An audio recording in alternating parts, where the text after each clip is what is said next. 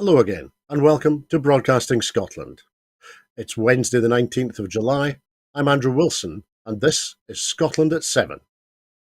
This evening, I have the latest daily update from Ukraine on day 511 of the illegal Russian war of aggression and imperial ambition, and then I will take a look at today's headlines from Scotland and around the world. Ukraine's Air Force reported today that it downed 37 out of 63 targets in an overnight Russian missile and drone attack. The Air Force said critical infrastructure and military facilities had been attacked in the strikes, and that the main target was Ukraine's southern Odessa region. The Moscow-backed governor of Crimea has said that a fire broke out at the military training grounds in the Kirovsky district on the Crimean Peninsula, which forced the closure of the nearby Tavrida highway.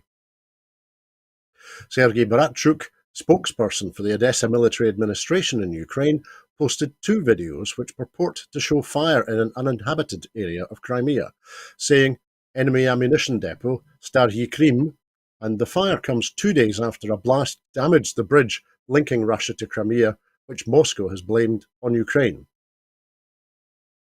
The Ukrainian presidential aide, Andriy Yermak, has criticised the West for not tightening loopholes in sanctions which are allowing Russia to restock its military supplies. The Russian Defense Ministry said today that its Black Sea Fleet had destroyed a stray Ukrainian mine drifting in the southwestern part of the Black Sea, about 180 kilometres northeast of the Bosphorus Strait. The head of Britain's MI6 foreign spy service, Richard Moore, has said that the Wagner Group's mutiny attempt in June showed that Russia's President Vladimir Putin was under pressure, adding he was optimistic about Ukraine's counter-offensive. In a rare public address, Moore said that Iran's decision to supply Moscow with suicide drones for the Ukraine conflict was unconscionable, and he appealed to Russians appalled by the war in Ukraine to join hands with his intelligence service and bring the bloodshed to an end. Russia and Ukraine presented vastly different accounts of fighting in northeastern Ukraine yesterday, with Moscow reporting advances by its troops and Kyiv saying that Ukraine has reported a measure of progress in a counter-offensive launched early last month in the east and in capturing villages in the south, while Moscow says it has contained any move forward by Kyiv's forces. The head of US aid accused Putin of making a life and death decision affecting millions of the world's poorest people by withdrawing from the Black Sea grain deal. Speaking in the shadow of several vast grain silos in the key trading port of Odessa, Samantha Power pledged a further $250 million to create and expand alternative routes for Ukrainian grain to leave the country, but she admitted nothing would compensate for the loss of the Black Sea ports. South African President Cyril Ramaphosa has asked permission from the International Criminal Court not to arrest Russia's Vladimir Putin, because to do so would amount to a declaration of war, a local court submission published yesterday has showed. And an investigation has identified military units under Russia's command that carried out human rights abuses last year during the occupation of the Ukrainian city of Izium. The report for the Centre for Information Resilience names 4 militia units that allegedly abused civilians and prisoners of war. UK inflation fell to 7.9% this June, the lowest inflation rate since March 2022, in part due to falling prices for petrol.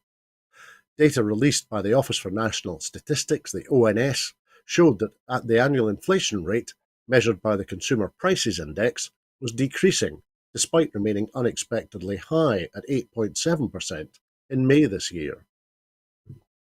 ONS also attributes the falling inflation rate to the slightly reduced prices for food, non-alcoholic beverages, furniture and household goods, as well as restaurants and hotels. Financial markets predict that it is now possible for the Bank of England to give up on its plan to drive interest rates above 6% in early 2024. Further signs of potential relief for mortgage holders have also been predicted, as markets say the central bank may introduce a more modest quarter-point rise in borrowing costs at the next policy-making meeting in August, instead of the tougher half-point increase.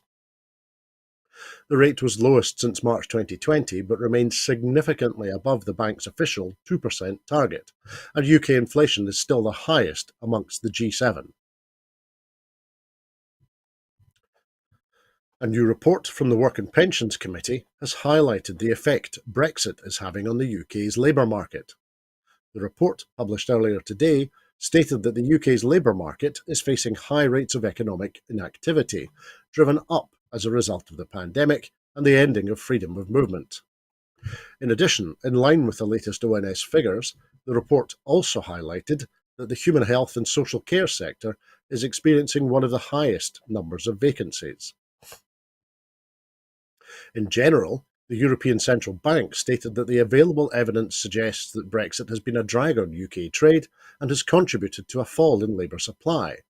And a study from earlier this year by the think tanks Centre for European Reform and UK in a Changing Europe suggests that there are 330,000 fewer workers in the UK as a result of Brexit, and that an overall lack of workers has resulted in shortages and increased costs for customers.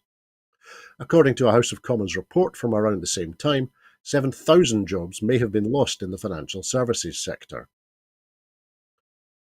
Commenting, the SNP's social justice spokesperson, David Linden MP, said, "The latest report from the Work and Pensions Committee underlines the impact Westminster's Brexit obsession is having on the UK's labour market and our NHS." He added that Scotland did not vote for Brexit.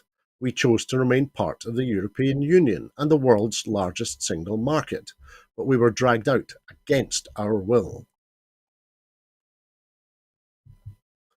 Following the admission that the party would retain the current government's two-child cap on child benefits, UK Labour leader Keir Starmer has now refused to commit to supporting free school meals for all primary school children, despite the pressure coming from inside and outside his party. Despite the increasing calls to extend free school meals to every child in England if Labour makes it into power, Starmer stated that there was a healthy debate taking place across all of society and particularly in the Labour Party, when he was pressed about committing to the policy promised in both Labour's 2017 and 2019 manifestos. The Labour leader has come under particular pressure nationally since of London announced school meals would be free for all primary pupils across the English capital for a year from September. The National Education Union has also called for long-term funding for the holiday activities and food programme fronted by the England footballer Marcus Rashford, which offers free places to children whose families receive universal credit, in its policy submission to the party. In an interview on BBC Breakfast, the Shadow Chancellor, Rachel Reeves, also would not commit to free school meals, stating that she just can't see where the money is going to come from. The SNP's education spokesperson, Carol Monaghan MP, responded to these claims, stating that the SNP government has shown that introducing free school meals is possible, saving families in Scotland an average of £400 per child per year. This progressive policy supports the well-being of all children, helps ensure effective learning, and helps families during a cost of living crisis. At the moment, all pupils in England who are in reception, Year 1 and Year 2, receive free school meals under the Universal Infant Free School Meal Policy. Analysis by the House of Commons Library suggests that widening access to free school meals could save families in England between £400 and £440 per child each year, and that a total of around 1 million children would benefit from universal free school meals. Currently in Scotland, all pupils in year groups primary 1 to 5 at state-funded schools receive free school meals, as well as all pupils in state-funded special schools. As of September 2022, around 279,000 pupils in Scotland can receive free school meals under the universal policy. With the Scottish Government's estimate that free school meals equate to a cash value of around £400 per child per year, this saves families a total of around £112 million. The Scottish Government has further pledged to expand the universal free school meals policy to include pupils in primaries 6 and 7. Analysis produced by the House of Commons Library using the policy simulation tool UKMod shows an additional 30,000 people in Scotland and 20,000 Scottish children will be pushed into relative poverty as a direct result of the two-child cap in 2023-24. Using the latest data published by the Department for Work and Pensions this week, the research reveals that the typical cost of the two-child cap to families in Scotland this year is £269.58 a month. That's £3,235 a year for families with 3 children and £6,470 a year for families with 4 children. In total, the analysis shows an estimated 80,936 children in Scotland were hit by the two-child cap over the last year, and a total of 1,376,242 children were impacted across the UK.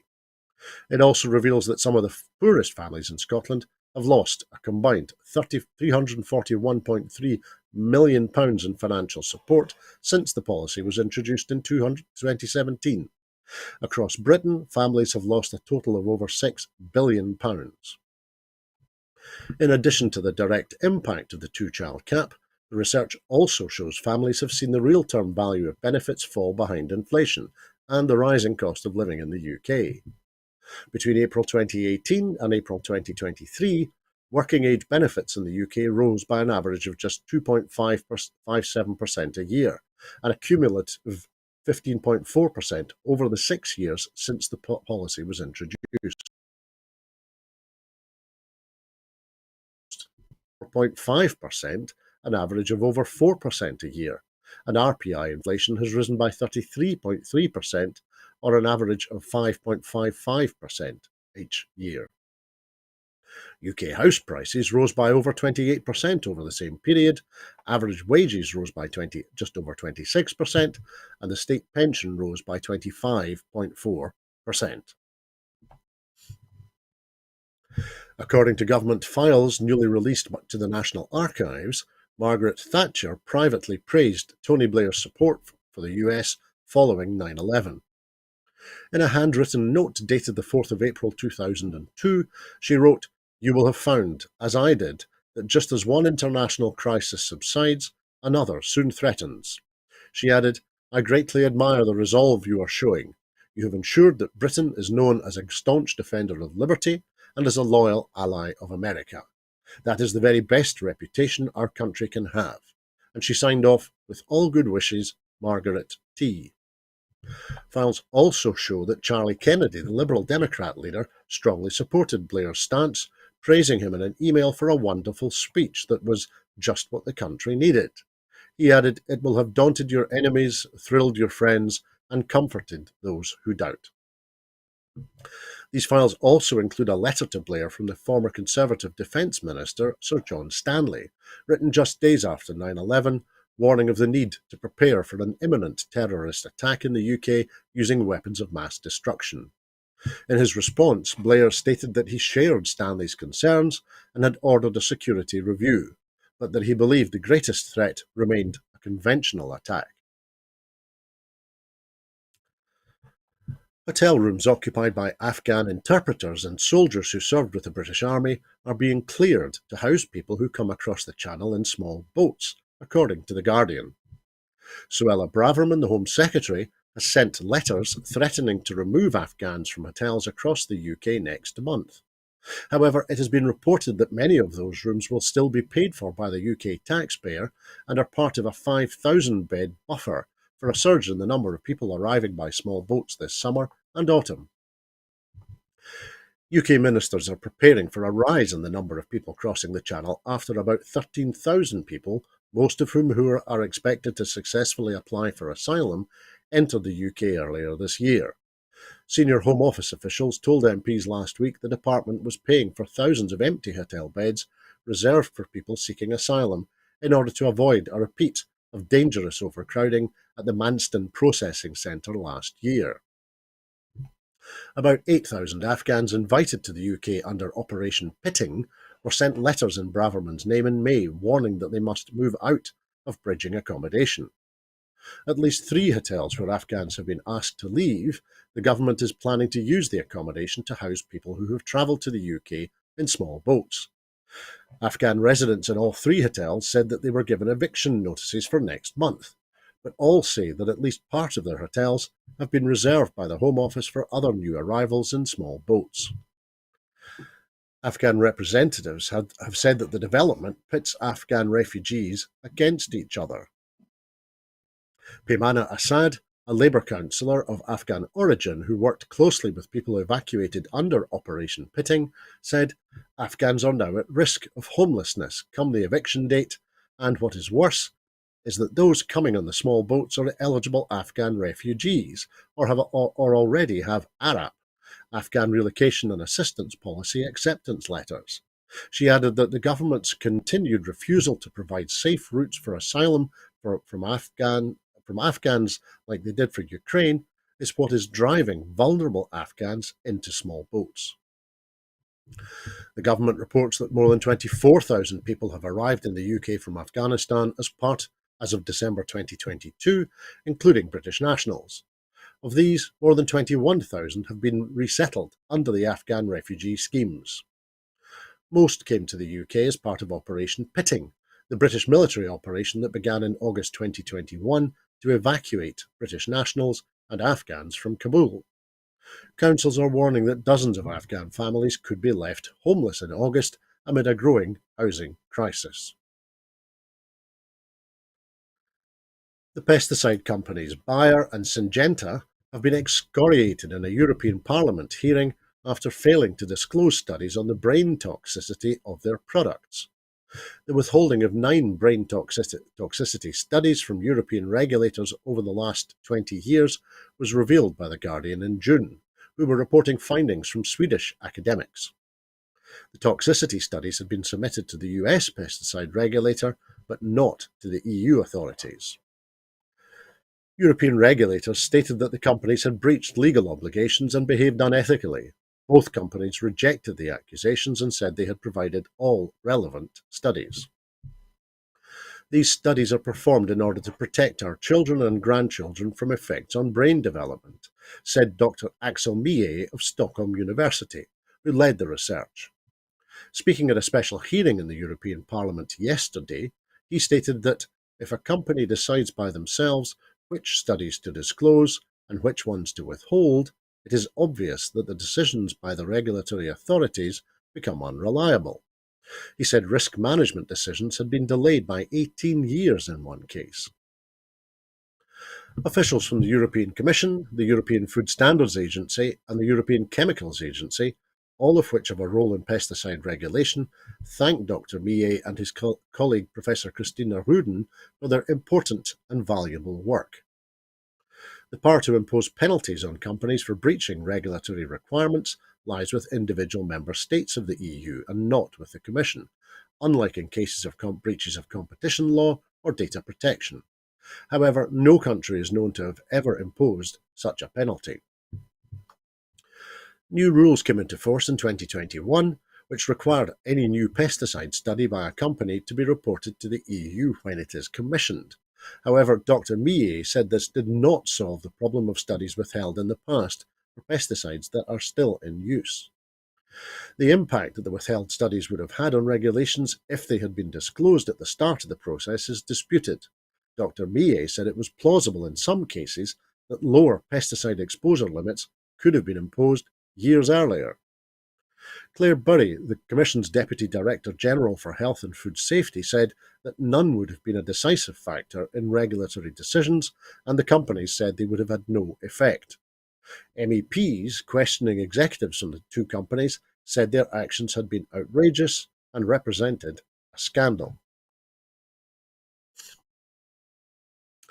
A new indictment for Donald Trump could be imminent after the former US president announced on Tuesday that he had received a letter from Special Prosecutor Jack Smith identifying him as a target in the Justice Department's investigation into the January 6th insurrection.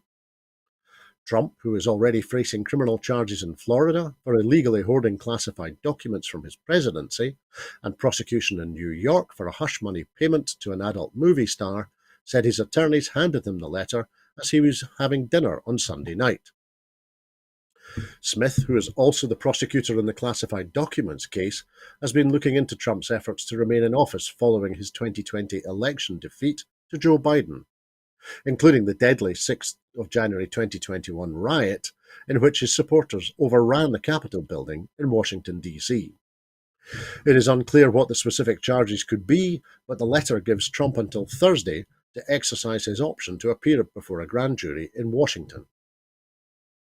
People who receive target letters from federal authorities are often, but not always, indicted. They are also usually advised by their attorneys not to take up invitations to meet with the grand jury because any statements provided in that setting could be used to help build a case against them in the event that they are charged. The situation adds to Trump's already perilous legal position as he pursues another run at the White House. As well as the Florida indictment, he has been charged in New York over an alleged hush money payment to the adult movie star Stormy Daniels to remain quiet about their affair. Trump is also under investigation in Fulton County, Georgia, for efforts to overturn his defeat to Biden there. A decision is expected shortly from the prosecutor, Fani Willis, whether to charge him over a phone call in which he attempted to persuade Georgia's Secretary of State to find him enough votes to win. On Monday, Georgia's Supreme Court unanimously rejected a request by Trump to block Willis from prosecuting the case. His lawyers had argued that a special grand jury report that is part of the inquiry should be thrown out.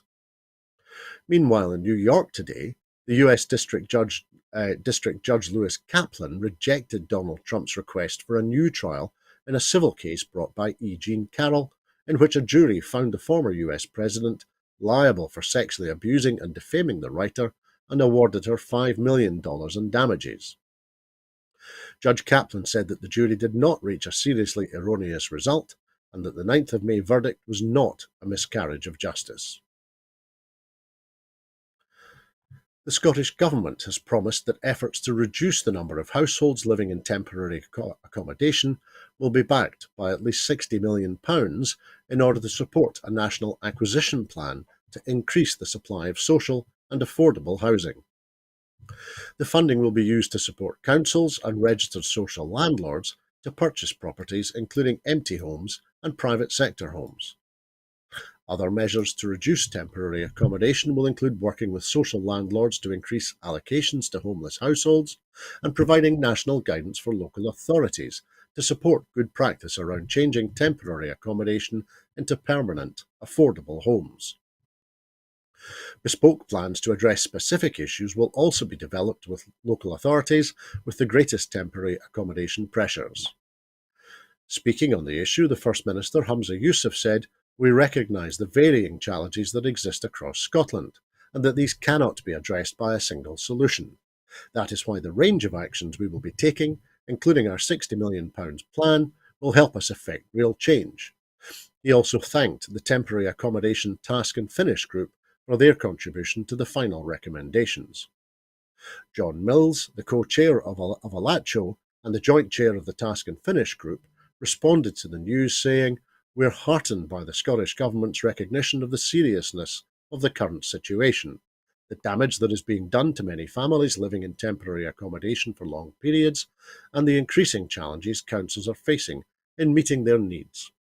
He added, "We're particularly pleased by the commitment to a national acquisitions programme to bring more homes into social renting quickly, and we look forward to working with the Scottish Government, COSLA and Shelter Scotland to recapture the momentum towards ending homelessness that we had during the pandemic."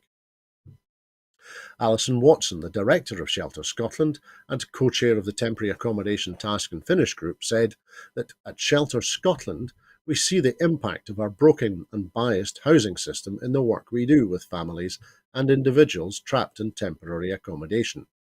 When a system isn't working, it is those groups most marginalised, children, disabled people and minority ethnic groups, that feel the impact the most. She added that Scotland is experiencing a housing emergency that is ruining lives. By being here today, the First Minister is showing that he is serious about this emergency. Over £500,000 in funding from the Scottish Government has been allocated to give around 14,000 children living in deprived areas access to more outdoor play opportunities in their local communities. More than 30 charities providing local outdoor play initiatives for children will receive a share of £550,000 to expand their projects. The Outdoor Community Play Fund will support children and families through the year, including during the school holidays. The Children's Minister, Natalie Dawn, announced the funding during a visit to Renfrew YMCA, one of the 32 charities which will receive funding. Ms. Dawn said, "Outdoor play has an incredibly positive impact on our children's mental health, well-being and confidence. It can teach them how to solve problems, assess risks, boost their physical activity, and provide opportunities to meet and interact with others." She added, "I am looking forward to seeing how this fund will help grow outdoor community play projects, and I am proud that this Scottish Government investment will benefit thousands of children living in our most deprived communities." And that is all that we have time for this evening. In making these programmes, Broadcasting Scotland depends on the generosity of viewers and others who value our distinctive approach to news, current affairs and culture. Please help us to continue to make these programmes, to continue to develop the station, and to make new programmes for you. Our programmes will always be free to view, but if you can afford £5 a month, please consider becoming a Broadcasting Scotland supporter. Right now we have a pressing need to raise £30,000 to pay our bills and to ensure that we are able to continue making programmes. We have raised over £9,000 so far, but we really need to raise the remaining £21,000 as soon as possible. To everyone who has donated and to everyone who has signed up to make a regular monthly payment as a Broadcasting Scotland supporter, thank you very much. There are other ways in which you can contribute to our work if you would like to volunteer to work with Broadcasting Scotland, either behind the scenes or in front of the cameras, or in any other way that helps our work and promotes the station, then please visit our website at www.broadcastingscotland.scot and send us a message there. You can find us on Twitter there, and you can also find us on Facebook by searching for Broadcasting Scotland. When you're watching us on YouTube, it would be great if you would like and subscribe to Broadcasting Scotland on that platform. On this day 127 years ago, that's in 1896, something momentous happened, something that would change Edinburgh forever. The first ever motor car entered the city on the first ever legal cross-country drive in Scotland. Thomas R. Barnwell Elliott of Clifton Park in Kelso had been causing a stir in the Borders ever since he imported his 3.5 brake horsepower Panhard et Levasseur Phaeton horseless carriage from France in December 1895. It was the first motor car imported into Scotland and only the 7th in the UK. At that time, the Locomotives Act meant any locomotives, which included motor cars, on the road were limited to 4 miles an hour in the country and 2 miles an hour in the city, and a man had to walk 20 yards in front. The red flag requirement was abolished in 1878. The July trip took him from Kelso via Edinburgh and Stirling to the Highland Show at Perth. The Provost of Perth had invited him to demonstrate his contraption there and had gained an exemption for his journey from the 14 police jurisdictions he had to pass through. At this time, the Highland Show was keen to have an exhibition of a motor car, as it was felt that they would be of great transport and use to country farmers. And so Barnwell Elliott, a gentleman farmer, was the perfect man for the job and got the invitation. We know that Barnwell Elliott brought the first car to Edinburgh because the Locomotives Acts were repealed on the 14th of November 1896, and the Evening News reported there were no cars in the city at that point, and his had been the only car to pass through up until then. Despite the repeal of the Locomotives Act, it was not until the 11th of December 1896 that a second car came to Edinburgh, when the Glaswegian firm Colosseum Warehouse Company brought a Daimler with a taxicab body to the city. Thanks to Andy Arthur at Cocteau Triplets on Twitter for that story. We will be back tomorrow at 7 o'clock for the next edition of Scotland at 7, so please come back and join us then. I'd like to thank everyone who has been watching us this evening. Please look after yourselves and please have a very peaceful evening. Bye-bye.